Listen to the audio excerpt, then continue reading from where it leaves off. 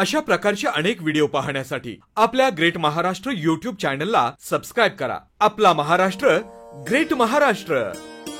नमस्कार शेतकरी बंधू भगिनींनो, तुम्ही पाहत आहात ग्रेट महाराष्ट्र चॅनल। तुम्ही चॅनलवर नवीन असाल तर लगेच सबस्क्राईब करा आणि घंटीच्या चिन्हाचे बटन दाबा, म्हणजे आमचे नवे व्हिडिओ तुमच्यापर्यंत लगेच पोहोचतील। आपल्या आजच्या यशोगाथाच्या व्हिडिओला सुरुवात करण्याआधी एक महत्त्वाची बातमी किंवा माहिती अशी सांगावीशी वाटते की शेती करताना मातीचा पोत, हवामानाचा अंदाज, कोणतं पीक लावायचं याचा योग्य निर्णय, पावसाचा अंदाज, कीड आणि रोगाच्या व्यवस्थापनाची योग्य माहिती या सर्व गोष्टींबद्दल प्रश्न आपल्याला पडलेली असतात। या सर्व प्रश्नांचे उत्तर देणारं एक शेतकऱ्यांसाठीचे ऍप आहे, ज्याचं नाव आहे भारत ऍग्री ऍप। यावर तुम्हाला केवळ आपलं शेत जोडायचं आहे आणि मग हे ऍप तुम्हाला हवामान ते रोग नियंत्रण सगळ्याबद्दल तुमच्या शेतीच्या वैशिष्ट्यानुसार मार्गदर्शन करते। ह्याशिवाय एका माफक दरात येथे तुम्हाला भारत ऍग्री कृषीदर्शिका मिळते, ज्यात तुम्हाला विशेष मार्गदर्शन करून शेतीच्या निर्णयात मदत केली जाते। मित्रांनो, आता उन्हाळा आला आहे, सूर्य आग ओकतोय, पण हेच दिवस असतात फळांच्या राजाचे म्हणजे आंब्याचे। आंब्याचं नाव घेताच तोंडाला पाणी येणारी अनेक लोक आहेत, पण हा आंबा पिकवणं, त्यातल्या त्यात उत्कृष्ट आंबा पिकवणं हे अवघड काम। आमराई फुलवणं म्हणजे वेळ घेणारं आणि कष्टाचं काम। आज आम्ही अशाच फुललेल्या आमराईत आलो आहोत, जिचं नाव आहे गुलाब तारा आमराई। पंढरपूर जवळ शेळवे या ठिकाणी बापूसाहेब लोखंडे आणि त्यांच्या पत्नी माधवी लोखंडे यांचा फार्म आहे। खरं तर बापूसाहेब हे कायनेटिक इंजिनिअरिंग शिकलेले। माझ्या आयुष्याची 40 वर्ष नटबोल्टशी खेळण्यात गेली। अशा वेळेला कुठलीही शेती करणं माझ्या डोक्यात नव्हतं असं ते सांगतात, पण त्यांच्या पत्नीची म्हणजेच माधवीताईंची शेती करण्याची इच्छा होती। त्यांच्या सासूबाईंचीही तीच इच्छा होती। त्यांनी आपल्या सुनेला ही जमीन भेट म्हणून दिली। आपल्या सासूबाईंची इच्छा पूर्ण करण्यासाठी त्यांनी बापूसाहेबांना ह्या जमिनीवर शेती करण्यासाठी आग्रह धरला। बापूसाहेबांनीही पत्नीचा हट्ट पुरवला, आमराई फुलवण्याचा निर्णय घेतला। इथे एक विनंती, तुमची ही आमराई म्हणजेच आंबा शेती असेल तर भारत ऍग्री ऍप वर जोडा। यामुळे तुमच्या आमराईच्या म्हणजेच आंबाच्या शेतीच्या माहितीवर आधारित तुम्हाला विशेष मार्गदर्शन जाणकारांतर्फे भारत ऍग्री ऍप वर मिळेल। यामुळे तुम्हाला उत्पन्नही उत्कृष्टरित्या मिळवता येईल। हे ऍप डाउनलोडिंग करण्यासाठी डिस्क्रिप्शन चेक करा आणि तिथे दिलेल्या लिंक वर क्लिक करा। तर बापूसाहेबांनी आंबा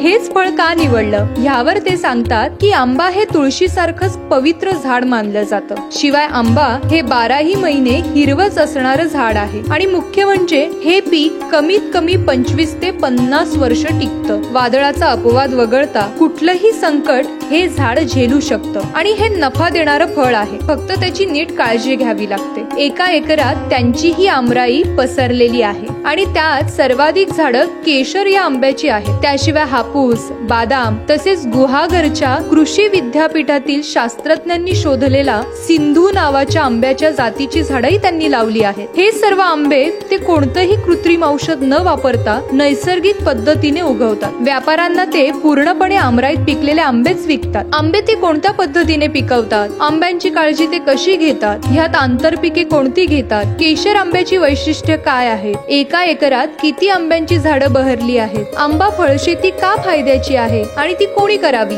शेतकऱ्यांना ह्याविषयी काय सल्ला द्याल, ह्या अशा अनेक प्रश्नांची त्यांनी ग्रेट महाराष्ट्र टीमला उत्तरं दिली। चला तर पाहूया बापूसाहेब लोखंडे आणि माधवी लोखंडे यांची मुलाखत।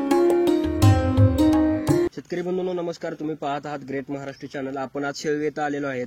बाजीराव हिर जवळच शेळवे फाट्यावर एक फार्म आहे आंब्याचा, आंबे शेती केली जाते। तर आपण त्यांची मुलाखत पाहूया, त्यांची हे कसा यशस्वी प्रवास झाला ते पाहूया। नमस्कार। नमस्कार। तुमची सर्वप्रथम आपल्या चॅनलवर तुमचं सर्वप्रथम स्वागत। तुम्ही एकदा आमच्या चॅनलच्या लोकांना एकदा तुमची ओळख करून द्या। मी बापूसाहेब लोखंडे, गाव वाखरी, पंढरपूर।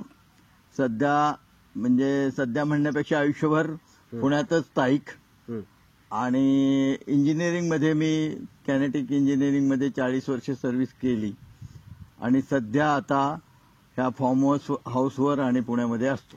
मी सौ माधवी चरणदास लोखंडे। मी वाखरी तर माझं सासर आहे आणि माझं शेतकरी कुटुंबात जन्म झाला। माझं माहेर श्रीपूर बोरगाव फॅक्टरी आहे आणि मला लहानपणापासूनच शेतीची खूप आवड होती। माझ्या आजी आजोबापासून भरपूर ते बागायत शेती आहे, त्याच्यामुळे मला ती एक मनात इच्छा होती की कुठेतरी शेती करावी।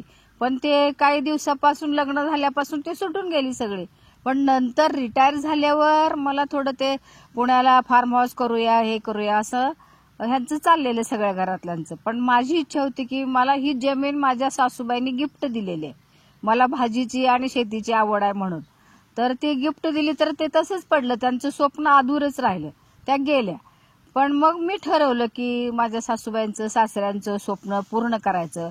पण म्हणून मी ह्यांच्या पाठीमागं लागून पुण्याला फार्म हाऊस करण्यापेक्षा आपल्या शेतात करूया म्हणून ही आंब्याची लागवड केली. शेतकरी मित्रांनो, पुढच्या मुलाखतीला चालू करण्याआधी सगळ्यात महत्त्वाची बातमी म्हणजे शेतकऱ्यांचा मित्र, सल्लागार म्हणून सतत शेतकऱ्यासोबत सावलीसारख्या राहणाऱ्या एका ऍप्लिकेशन बद्दल तुम्हाला सांगायचं आहे. ते ऍप्लिकेशन म्हणजे भारत ॲग्री ॲप. तर ह्या ऍपवर तुम्ही डाउनलोडिंग करून रजिस्टर करू शकता. रजिस्टर केल्यानंतर तुमची शेती आहे म्हणजे जमीन ते ऍड करू शकता. ते ऍड केल्यानंतर तुम्हाला यांच्या तज्ञांचं मार्गदर्शन लाभत असतं. म्हणजे तुम्ही शेती कशी करायची, कोणत्या रोगावर कोणतं औषध फवारायचं याविषयी तुम्हाला माहिती मिळत असते. तर लगेच तुम्ही डिस्क्रिप्शन मध्ये जाऊन लिंकवर क्लिक करून डाउनलोडिंग करा आणि रजिस्टर करा. व्हिडिओला सुरुवात करूया. आता किती एकर आहे आंब्याची शेती? आता ही 1 हेक्टर आहे. 3 एकर शेती आहे. केशर आंबा सगळा लावला. याचं नियोजन तुम्ही दोघंच मिळून करताय? आम्ही दोघं पुण्यावरनं येऊन करतो आणि इथं एक आमचा साथीदार म्हणजे गडी राम आहे आणि ड्रायव्हर आहे. किती जण आहेत तिथं कामगार लोक सगळे? इथं 2च आहेत कामगार. बरं. याची तुम्हाला आंबाराई शेतीच करावी का वाटलं? कारण काय, त्याचं काय विशेष काय? कारण ह्यांना शेतीची आवड नव्हती पण ह्यांना आमराई करायची होती. म्हणून ते आंब्याचं डोक्यात घेतलं आणि ते मग आम्ही माळीनगरवरनं वागदऱ्याकडून हे रोप आणली. बरं. कशी सुरुवात झाली? सुरुवातीला काय केलं इथं? सुरुवातीला इथं काहीच नव्हतं. पाणी नव्हतं, काही नव्हतं, झाड नव्हतं, काही नव्हतं. मग नंतर आम्ही शेती नांगरून रोटरून सगळं करून जेसीपीने खड्डे काढले. मग उन्हातच आम्ही दोघं पुण्यावरून डबा घेऊन यायचो आणि इथं थांबायचो दिवसभर. मग सगळे खड्डे ते काढून मग माळेनगरवरून हे आंब्याची रोप आणली. मग बोरिंग घेतली पहिल्या बोरिंगला पाणी नाही लागलं. ते 30-40 हजार रुपये पाण्यात गेले. मग दुसरी बोरिंग घेतली. मग त्याला भरपूर पाणी लागलं. मग त्याच्यात मग ते पाण्याची सोय आम्ही ड्रिप तर्फे केली आणि मग खड्डे खोदून ही आंब्याची झाडं लावली. सगळ्या शेतीमध्ये तुमच्या किती आंब्याचे झाड आहेत? किती रोप आहेत? 1000 झाड आहेत. 1000 सगळे? 1000. रोप तुम्ही कुठून आणली? हे माळीनगरवरनं ती वागदरे साहेबांची हे आहे फार्म, तिथून आणली. तुम्ही सांगा की तुम्हाला आंबा शेतीच का करावी वाटली? दुसरी कोणती करू शकत होता तुम्ही? तर आंबा हे एक पवित्र झाड आहे. तुळशीनंतर आंब्याचं नाव घेतलं जातं आणि आंबा हा आपल्या इथं वापरला जातो. सर्वसाधारणपणे तुळशीचा ऑक्सिजन जो मिळतो त्याच्यापेक्षा काही पटींनी जास्त ऑक्सिजन हा आंब्यापासून मिळतो. दुसरी गोष्ट, आंब्याला पतझड हा प्रकार नसतो. वरच्या बाजूला पालवी येते आणि खाली पाने गळत जातात. आंबा हे झाड संपूर्ण वर्ष हिरवगार असतं. म्हणूनच लोक म्हणतात चला आंब्याच्या झाडाच्या सावलीखाली झोपूया. त्याच्यामुळं हा आंब्याची शेती करावी हा एक पहिला गोष्ट. दुसरा असा प्रश्न आहे की आंबा ही शेती कमीत कमी 25 ते 50 वर्षापर्यंत चालते आणि 25 ते 50 वर्षापर्यंत ह्या झाडापासून उत्पादन मिळते. जरी आपल्यावर नैसर्गिक संकटे आली, वादळे आले, वारे आले, तरी 25-50 वर्षामध्ये 5-10 वर्षामध्ये ज्या वेळेला तुमचं उत्पन्न किंवा तुम्हाला निसर्ग साथ देतो त्यावेळेला तुम्हाला कुठल्याही प्रकारचं जेवढं तुमचं नुकसान झालं असेल ते भरून निघतं. फक्त याच्यामध्ये सहनशीलता, मेहनत आणि प्रयत्न करणे, व्यवस्थितपणाने शेतीचे मॅनेजमेंट करणे, खते, ड्रीप, त्याला पाण्याची मुबलकता असणे ही फार महत्वाची गोष्ट आहे. आंबा ही शेती पाणी नाही अशा ठिकाणी होऊ शकत नाही. आंब्याला मुबलक पाण्याची गरज असते आणि त्यासाठीच म्हणून मग मी एक इथं 75 लाख लिटरचं एक छोटंसं शेततळं तयार केलं. हे सर्व फक्त पत्नीच्या आग्रहाखातर केलेलं आहे. कारण तिला त्या शेतीची आवड होती. मी बेसिकली इंजिनिअरिंग मधला, ऑटोमोबाईल क्षेत्रातला वृक्ष माणूस आहे, नटबोल्टाशी खेळणारा माणूस आहे. पण आता मला इतकी गोडी लागलेली आहे की मला हे फार्म हाऊसवर काम करणे, फार्म हाऊसवर येऊन राहणे म्हणजे स्वर्गापेक्षा जास्त सुख वाटतं. बरोबर. आता तुम्ही पुणे सोडून इथं आलाय गावाकडे, बरोबर? तर पुण्यामध्ये राहण्याच्या मध्ये आणि गावाकडे राहण्यामध्ये तुम्हाला काय वाटतंय? अर्थात पुण्यामध्ये सुखसोयी भरपूर आहेत माझ्या घरी आणि या ठिकाणी थोड्याफार प्रमाणात उन्हाळ्याचा त्रास सहन करावा लागतो आणि बाकीचाही त्रास थोड्याफार प्रमाणात असतो. पुण्यातल्या सुखवस्तूपेक्षा इथं पण इथल्या निसर्गातील आणि झाडाच्या या सर्व प्रसन्न वातावरणामध्ये सकाळी उठल्या उठल्या माझ्या खिडकीतून सूर्योदय दिसतो. पश्चिमेच्या बाजूला बसल्यानंतर मी मोठ्या पायऱ्याचा असा फार्म हाऊस बनवलेला, त्या पायऱ्यावर बसून बसल्यानंतर माझ्या मनाला शांती मिळते आणि मी खूप आनंदात आहे. आणि मला जे हे आत्मीय सुख मिळत आहे त्याचं मी वर्णन तुम्हाला करून सांगू शकत नाही. बर, आता ह्या शेतीचं सगळं श्रेय ह्यांना जाते, बरोबर. तर या शेतीमध्ये तुम्ही काय काम करताय का आता? मला शेतीची आवड असल्यामुळे काय झालं, मी दिवस उगवायच्या अगोदर दिवस मावळल्यावर काय भाज्या लावणे, तर गवत काढणे, युरिया टाकायचं, थोडं छोटे काम मला जे उन्हाच्या अगोदर जे होईल ते, कारण उन्हाची सवय नाही मला, त्याच्यामुळे मी त्याच्यात सारखं दिवसभर इकडं तिकडं त्या झाडात करत असते. बरं, ह्या भाज्या लावणं. ह्या आंब्याच्या झाडांना रोग वगैरे काय येतो का? रोग येतो ना. बर, त्यासाठी काय करता का तुम्ही मग? ऍक्च्युली आंब्याच्या झाडावर बुरशी आणि कीटकनाशक ह्याची फवारणी फारच आवश्यक असते. आंब्याचं झाड हे गोड झाड आहे, बरोबर. त्या गोडीला बुरशी आणि कीटकांना खूप आवडतं. त्याच्यामुळे त्यांच्यापासून सावध राहणं हे अतिशय गरजेचं आहे. शेतकरी बंधूंनी वेळोवेळी श्री विनय वाघझरे यांच्याकडून मार्गदर्शन घेऊन जी औषधं ते शिफारस करतील, त्या औषधाची रेकमेंड करतील, त्या औषधाची फवारणी योग्य रीतीने करणे आणि त्यांनी सांगितलेली खते वेळोवेळी दिली तर ही अशा पद्धतीची आमराई उभा राहायला फार काही दिवस लागत नाहीत. 2018 साली सुरू केलं, 2021ला आज आम्हाला फळं मिळत आहेत. बरं, साधारणपणे एका झाडाला किती आंबे लागतात? आता हे पहिलेच वर्ष होतं, त्यामुळे एका झाडाला 52 पर्यंत आंबे लागले होते. काही झाडाला 2 होते, काही झाडाला 3 होते, काही झाडाला 1.5 डझन, 20, 25, 26, सरासरी 1 ते 1.5 डझन आंबे आम्हाला ह्या झाडातून मिळतील. पैकी 1000 झाडापैकी संपूर्ण झाडाला आंबे लागलेले नाहीत, काही लागवड नंतर केलेली आहे. त्याच्यामुळे साधारणपणे 700 पर्यंत झाडांना यावर्षी आम्हाला आंब्याची फळं मिळालेली आहेत. पाण्याचं नियोजन कसं करताय? म्हणजे पाण्यासाठी आम्ही जैनचे ठिबक सिंचनच्याकडून ठिबक सिंचनचे पाईपलाईन केलेले आहे. तळ्यातून एकाच वेळी सर्व बागेला पाणी देता येते. ठिबक सिंचनद्वारे तुम्ही यांना पाणी देता? ठिबक सिंचनद्वारे पाणी देतो. पाण्याचं प्रमाण ठरलेलं असतं. ज्या त्या वेळेला, ज्या वेळेला जशा पद्धतीने पाण्याची आवश्यकता असेल आणि जसं पद्धतीने पाणी आम्हाला सुचवतील आमचे वाघदरे सर, तशा हिशोबाने आम्ही पाण्याचे देतो. 14 लिटर, 7 लिटर, 10 लिटर अशा पद्धतीने. शेवटी फळं आल्यानंतर पर डे 20-22 लिटर पर झाडाला पाणी अशा पद्धतीने पाणी द्यावं लागतं.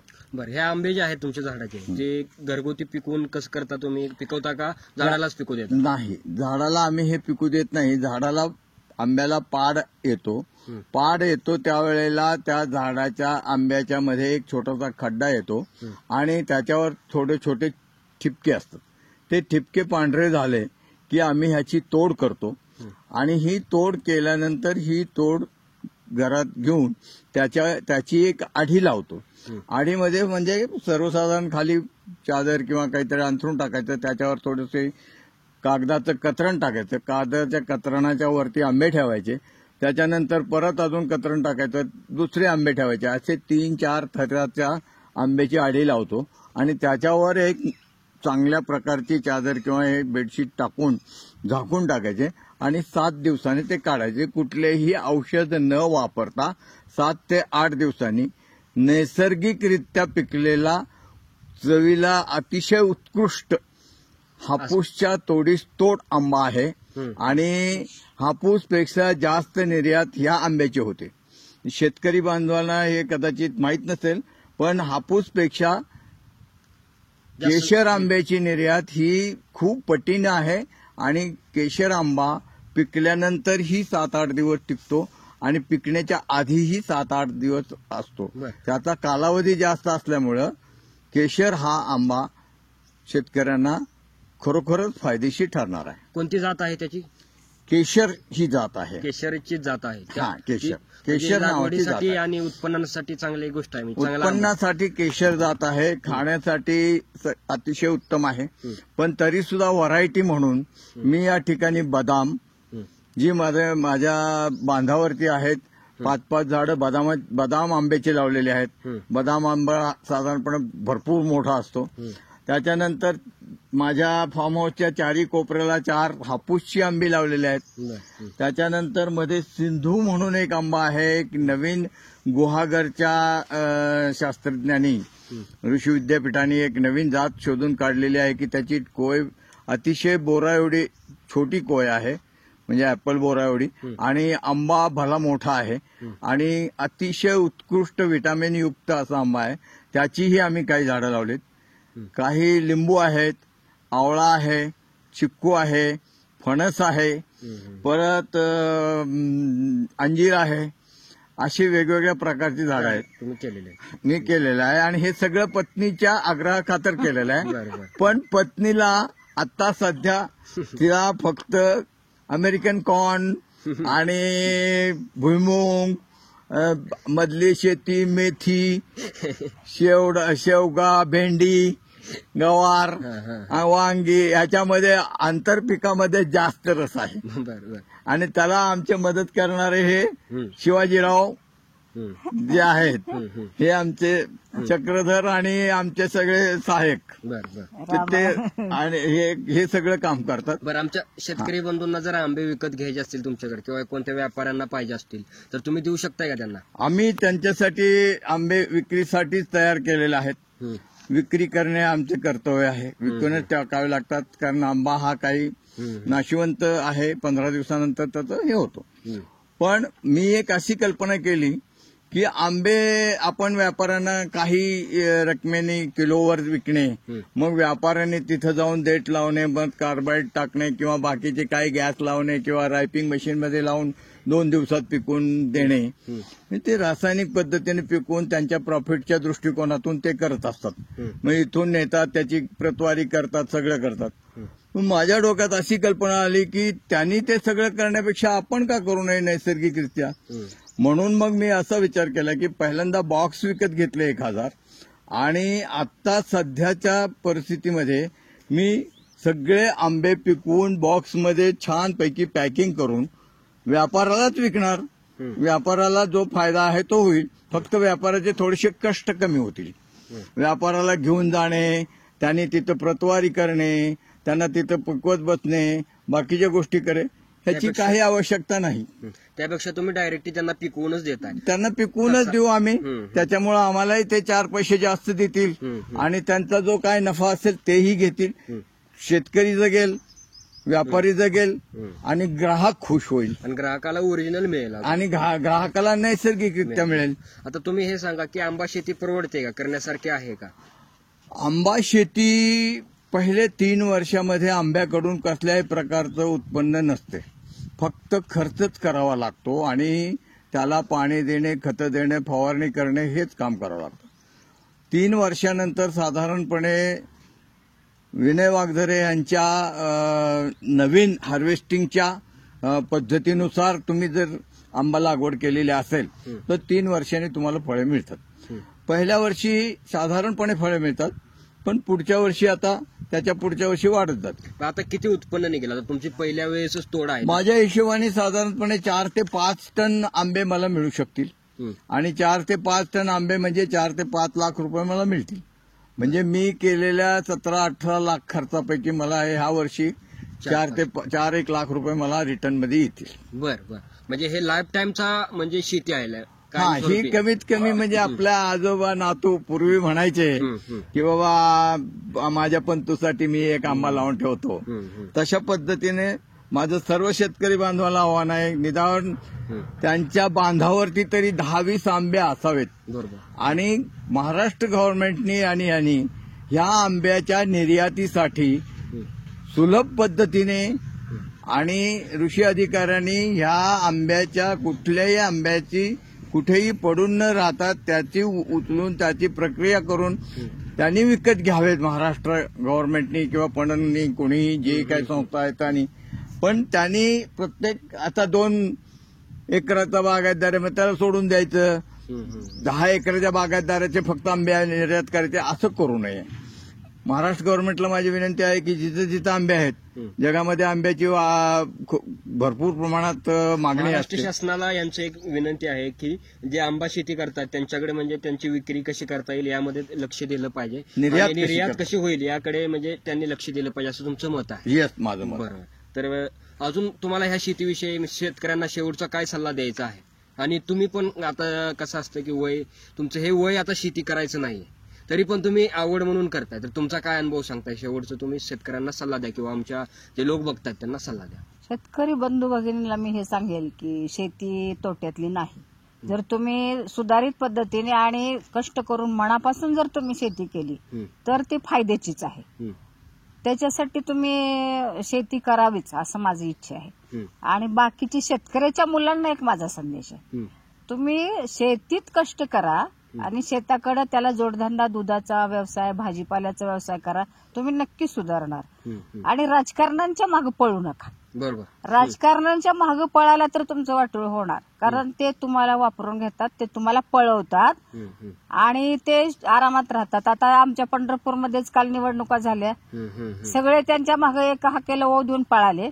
सगळ्याच्या घरात कोरोना झाला, राजकारणी निघून गेले, आता त्यांना कोण निस्तरणार? म्हणून शेतकऱ्याच्या मुलांनी शेतीकडे लक्ष द्यावं, घराकडे लक्ष द्यावं, मुलांच्या शिक्षणाकडे लक्ष द्यावं, शेती सुधारावी, आपलं घर सुधारावं, राजकारणाच्या नादाला लागू नये. हे माझी प्रामाणिकपणे कळकळीची विनंती आहे. घर सुधारा, शेती सुधारा, मुलं सुधारा, आपलं सुधारा. हे तुम्हाला देणार नाहीत, सगळे सारखे आहेत. आधुनिक पद्धतीने शेती करा. बर. तर तुम्हाला भेटून आम्हाला खूप चांगलं वाटलं, कारण तुमच्याकडून एक आदर्श घेण्यासारखा शेतकरी बंधूंनो. कारण शेती करणं तेवढं सध्या सोपं नाही, तरी पण तुम्ही इथं महाराणात वगैरे पाणीची व्यवस्था करून ही सगळी व्यवस्था तुम्ही व्यवस्थित पारपणे केले. तर तुम्ही वेळेत काढून आम्हाला मुलाखत दिल्याबद्दल तुमचं खूप खूप धन्यवाद. तर शेतकरी बंधूंनो, तुम्हालाकडे यांच्याकडून जर आंबे वगैरे खरेदी करायचे असतील तर स्क्रीनवरील नंबर दिसेल, त्यावर यांच्याशी संपर्क साधू शकता. धन्यवाद. तर मंडळी, हा व्हिडिओ कसा वाटला नक्की कमेंटमध्ये कळवा आणि आपल्या चॅनलला सबस्क्राईब केलं नसेल तर लगेच सबस्क्राईब करा. धन्यवाद.